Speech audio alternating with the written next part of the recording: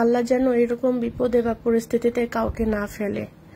শুরু থেকেই ক্রিম আপুকে সাপোর্ট করতেছে, জানি না সামনে কি হবে। এবার পুরোপুরি আইনিভাবে ক্রিম আপার পার্লার বন্ধ করে দেওয়া হয়েছে।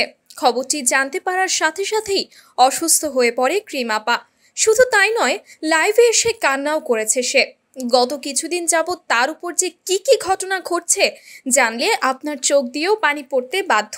তো চলুন ভিউয়ার্স, ঘটনার বিস্তারিত জেনে নিই। ক্রিম আপা কখনোই কল্পনাও করেনি যে তার মেয়ের সাথে দুষ্টুমি করার ফল সে এইভাবে ভোগ করবে।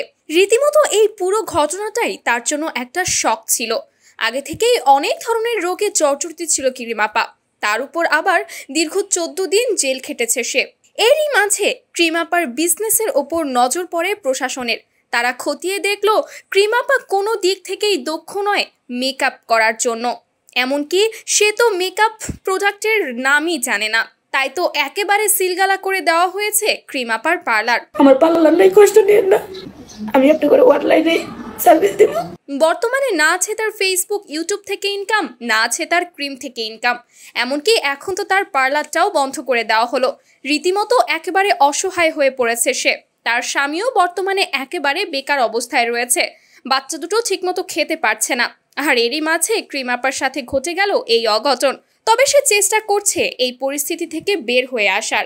শুধু তাই নয়, ইতোমধ্যে ক্রিম আপাকে সাহায্য করার জন্য তার কাছে অনেকে বিকাশ নাম্বারও চেয়েছে, কিন্তু সে নাকি কারো কাছ থেকে শুধু টাকা নিবে না, এমনটাও জানিয়েছে সে।